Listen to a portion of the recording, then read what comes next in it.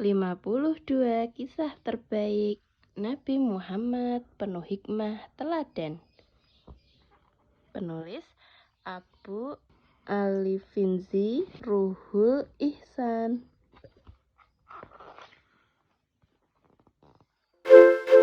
Janji kakek Rasulullah. Cahaya ilmu.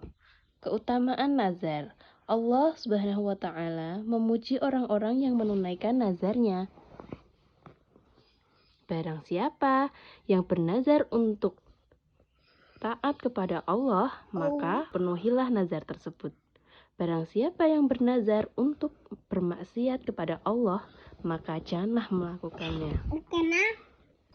Abdul Muthalib sudah sejak lama dipercaya memelihara serta menjaga Ka'bah dan sumur Zam-Zam. Tapi saat ia mengajak penduduk Mekah bergotong royong memperbaiki sumur Zam-Zam, hanya sedikit yang membantunya. Ia pun berdoa kepada Allah Subhanahu wa Ta'ala agar dikaruniai putra yang banyak sehingga bisa ikut membantu menjaga Ka'bah dan sumur Zam-Zam. Ia juga bernazar atau berjanji akan mengorbankan salah seorang putranya jika dia dikaruniai 10 putra. Abdul Muthalib pun segera melaksanakan nazarnya. Saat ia telah dikaruniai 10 orang putra, untuk menentukan siapa yang akan dikorbankan, Abdul Muthalib mengundinya. Ternyata undian itu jatuh kepada putranya bernama Abdullah, ayah handa Nabi Muhammad SAW. Atas saran kaum Quraisy dan seorang perempuan ahli nujum dari Hijaz, undian itu harus diulang dengan 100 ekor unta, bukan dengan 10 putranya. Akhirnya Abdul Muthalib menyembelih 100 ekor unta untuk menggantikan nazar Abdullah. Kisah sumur Zam-Zam. Cahaya ilmu. Keistimewaan air Zam-Zam. Sebaik-baik air yang ada di bumi adalah air Zam-Zam. Meski diminum terus-menerus sejak ribuan tahun lalu hingga kini, aliran air Zam-Zam tak pernah surut. Air Zam-Zam mengandung zat yang menyenangkan. Bisa menjadi obat penawar sakit, tak mengenal kadaluarsa dan bisa diminum kapan saja. Selama 4.000 tahun, keberadaan sumur Zam-Zam sepeninggalan Nabi Ibrahim dan Nabi Ismail sempat terkubur dan tidak diketahui tempatnya. Namun, menjelang kelahiran Rasulullah SAW, Abdul Muthalib bermimpi didatangi seseorang. Wahai Abdul Muthalib, galilah Zam-Zam. Zam-Zam adalah sebuah sumur air yang tidak surut selamanya, dan air tersebut akan memberi minum jamaah haji yang banyak. Abdul Muthalib bersama putranya Al-Harith bin Abdul Muthalib kemudian mencari tempat itu. Setelah sekian lama menggali, akhirnya mereka berhasil menemukan sumur Zam-Zam itu. Ka'bah diserang Abrahah. Cahaya ilmu. Keistimewaan Ka'bah. Setiap malam Allah Subhanahu wa Ta'ala memandang ke bumi dan yang pertama dipandangnya adalah penghuni Masjidil Haram, tempat bangunan Ka'bah berada. Allah Subhanahu wa Ta'ala menurunkan 120 rahmat selama 24 jam di Ka'bah. Ka'bah tempat ibadah tertua di bumi yang dibangun pada masa Nabi Adam alaihi salam dan senantiasa memancarkan energi positif ke sekitarnya. Menjelang kelahiran Rasulullah SAW, datang Raja Abrahah dari Yaman ke kota Mekah. Ia bersama pasukannya menunggangi gajah untuk menyeberang Ka'bah. Di perjalanan menuju Mekah, tentara Abrahah merampas harta benda penduduk Abdul Muthalib. Abdul Muthalib berdoa agar Ka'bah selamat dari kehancuran. Allah Subhanahu wa Ta'ala lalu mengirimkan burung-burung ababil untuk menyelamatkan Ka'bah.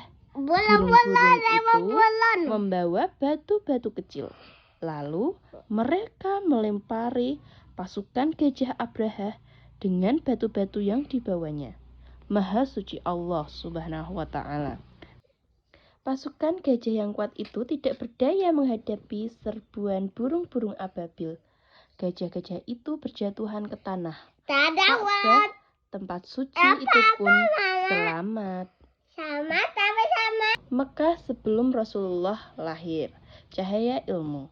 Keistimewaan kota Mekah menjadi pusat planet bumi, tempat kelahiran Nabi Muhammad SAW, tempat berdirinya Ka'bah, bangunan tertua yang pertama di dunia, tempat berdirinya Masjidil Haram, masjid terbesar di dunia, menjadi kota paling suci bagi umat Islam, menjadi pusat dan tempat rangkaian ibadah haji dan umroh. Sebelum kelahiran Rasulullah SAW, masyarakat Mekah mempunyai kebiasaan jahiliyah, seperti menyembah patung dan berhala, berjudi, mabuk, merendahkan derajat wanita, dan perbuatan maksiat lainnya.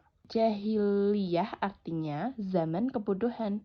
Mereka hidup berpindah-pindah dan terpecah dalam suku-suku yang disebut kabilah. Hidup serba bebas tanpa aturan dalam masyarakat. Kehidupan pun sangat kacau balau.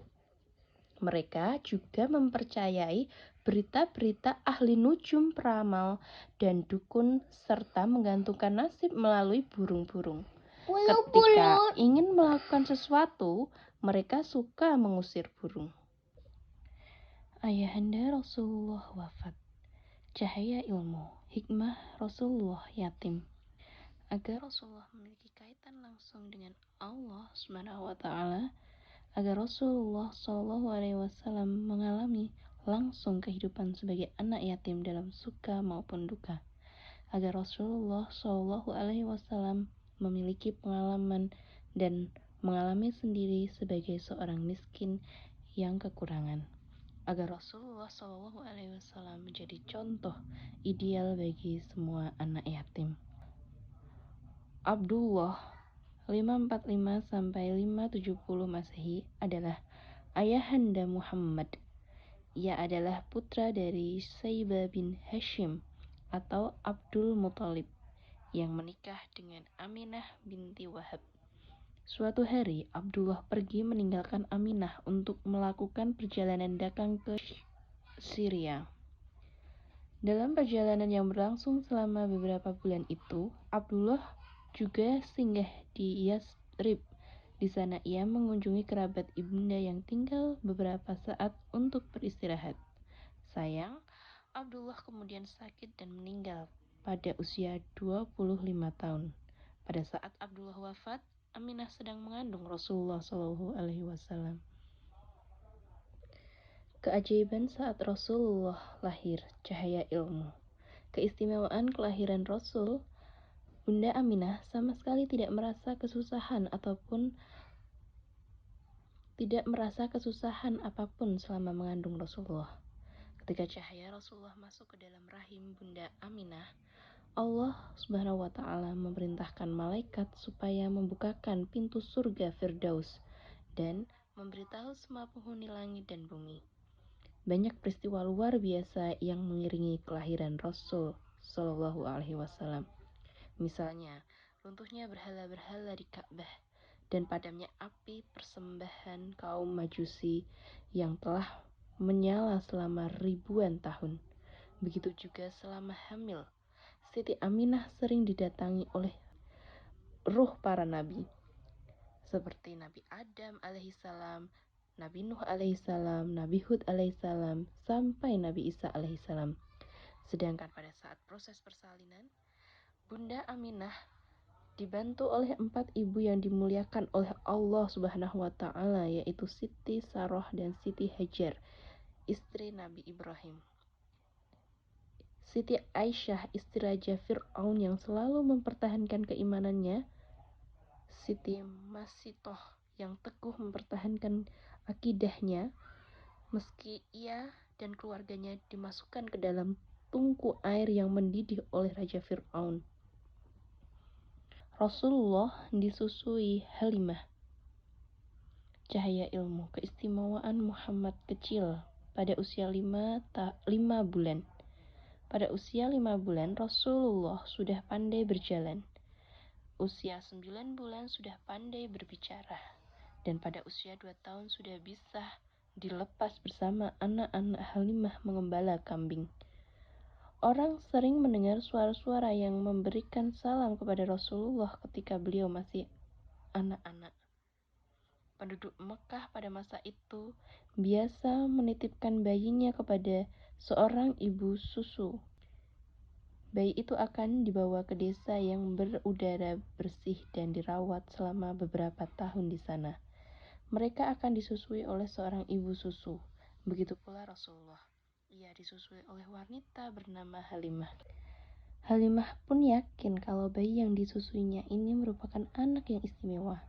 Ia merasa sangat bersyukur karena mendapatkan berkah yang begitu besar. Kehadiran bayi Rasulullah selama 4 tahun memberi banyak kebaikan baginya dan keluarganya. Halimah itu orang miskin, seperti Siti Aminah. Tapi semenjak mengasuh Rasulullah, rezekinya kian berlimpah. Hidup rumah tangganya penuh kedamaian, kegembiraan, dan serba kecukupan. Rasulullah dan 2 malaikat, cahaya ilmu, keutamaan malaikat. Malaikat tidak makan dan tidak minum. Malaikat tidak dapat dilihat dalam bentuk aslinya. Malaikat mampu berubah-ubah bentuk. Malaikat memiliki kemampuan luar biasa. Malaikat diciptakan untuk taat dan bertasbih. Malaikat terjaga dari salah dan dosa. Saat itu Rasulullah berusia 4 tahun. Suatu hari, Rasul dan Abdullah saudaranya mengembalakan domba. Tiba-tiba datang malaikat Jibril dan Mikail yang menyamar menjadi laki-laki. Rasul tidak merasa takut kepada mereka. Kedua malaikat itu kemudian membaringkan dan membelah dada Rasul. Di dalam dadanya itu dikeluarkan segumpal daging, yaitu hati. Dari hatinya itu dikeluarkan segumpal darah hitam. Jibril berkata, "Ini adalah hati yang telah disucikan oleh Allah dari berbagai keburukan." Jibril membuang sifat-sifat kotor dan memasukkan sifat-sifat baik ke dalam hati Rasul Shallallahu Alaihi Wasallam, lalu membasuhnya dengan air zam-zam dari sebuah bejana emas. Aminah dan semua orang merasa senang mengetahui kejadian itu, karena tahu Muhammad akan menjadi seseorang yang besar suatu hari nanti. Ibunda Rasulullah wafat, cahaya ilmu, keutamaan ibu. Bila seorang anak menangis pada malam hari dan ibunya tidak marah, tapi malah membujuknya dengan kasih sayang, maka ia akan mendapatkan pahala 1 tahun ibadahnya. Bila seorang wanita meninggal di antara 40 hari setelah melahirkan, ia akan mendapatkan pahala mati syahid. Rasulullah SAW diasuh oleh Bunda Aminah dengan dibantu oleh seorang wanita bernama Ummu Aiman. Ketika berumur 6 tahun, Rasulullah SAW diajak Bunda Aminah pergi ke kota Yasrib untuk berziarah ke makam ayahnya dan mengunjungi keluarganya yang tinggal di sana. Perjalanan ke Yasrib sangat jauh dan lama. Mereka harus melewati gurun yang gersang dan luas. Aminah pun kelelahan. Dalam perjalanan pulang, Aminah sakit parah sehingga wafat dan dimakamkan di desa Abwa, yaitu desa yang terletak antara Mekah dan Madinah. Rasul kini hidup sebatang kara. Ia kini tinggal bersama Abdul Muthalib, kakeknya. Namun, Allah Subhanahu wa Ta'ala berkehendak lain. Abdul Muthalib hanya sempat mengasuh cucunya itu selama 2 tahun. Abdul Muthalib wafat dalam usia 80 tahun. Setelah kakeknya wafat, Rasul kemudian tinggal bersama pamannya Abu Thalib. Rasul seorang pedagang, cahaya ilmu. Ketika berdagang, pelanggan yang tak mampu membayar kontan hendaknya diberikan waktu untuk melunasinya. Tidak melakukan penipuan pada saat jual beli dan harus jujur dalam timbangan atau takaran. Rasul Shallallahu Alaihi Wasallam mulai berdagang sejak usia 12 tahun bersama pamannya Abu Thalib. Pada saat itu, Abu Thalib mengajak Rasul berdagang ke negeri Syam dan Damaskus. Dengan izin Allah Subhanahu wa Ta'ala, awan putih senantiasa menaungi rombongan itu sepanjang perjalanan. Saat itu Abu Thalib kehausan di tengah perjalanan. Rasul menyentuh sebidang tanah dengan tumitnya. Kemudian dari tanah itu muncul mata air. Abu Thalib minum sepuasnya hingga tidak lagi merasa haus. Rasul sangat sukses dalam berdagang ketika ia terkenal sangat jujur. Karena ia terkenal sangat jujur, ia pun dijuluki Al-Amin, artinya orang yang terpercaya karena kejujurannya itu. Sudah dulu ya. Hai, Papa, di video.